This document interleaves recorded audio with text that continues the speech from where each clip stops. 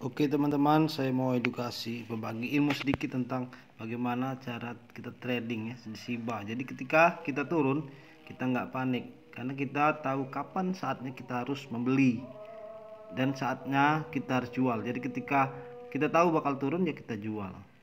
Ketika sudah naik, ini mau turun nih ya kita jual. Jadi ketika harga turun, kita beli lagi. Jadi kita harus bersahabat dengan fluktuatif ya.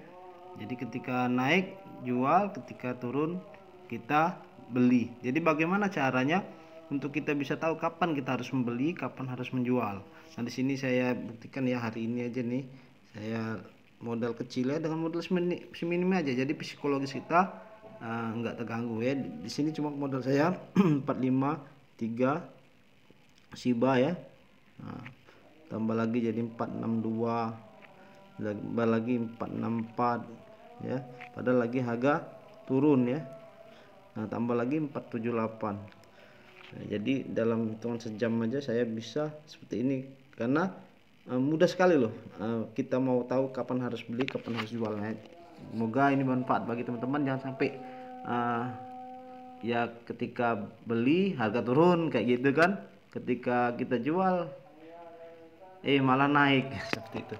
Nah, jadi teman-teman bisa buka, kalau saya bisa cek di Bitmart ya. Kalau saya ceknya di Bitmart, harga biasanya lebih cepat duluan ketika naik di Bitmart ini ya.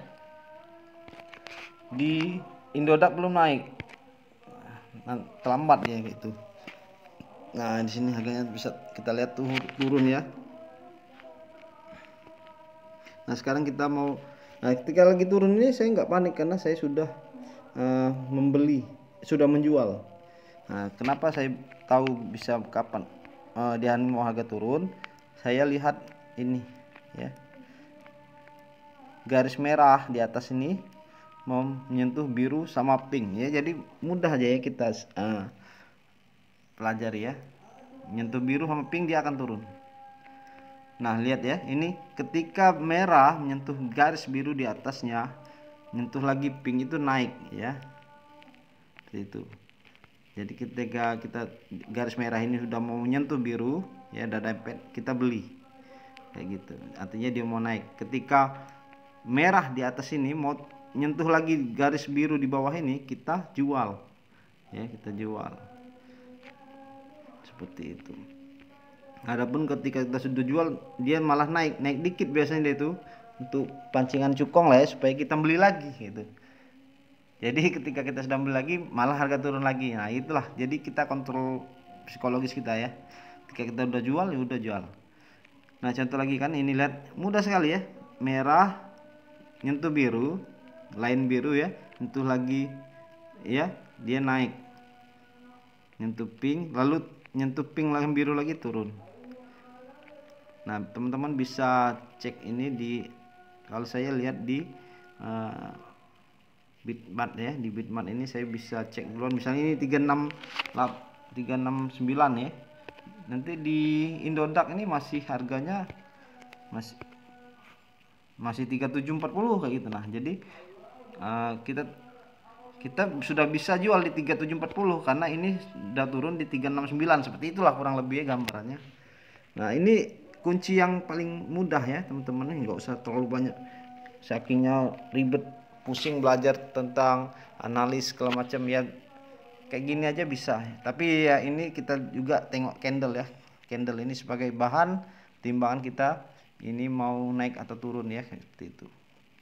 Tapi ini jadi apa ya, jadi tetapan pedoman saya betul loh, kalau garis merah biru ini bisa untuk pedoman kita kapan harus posisi buy, kapan posisi harus jual ya.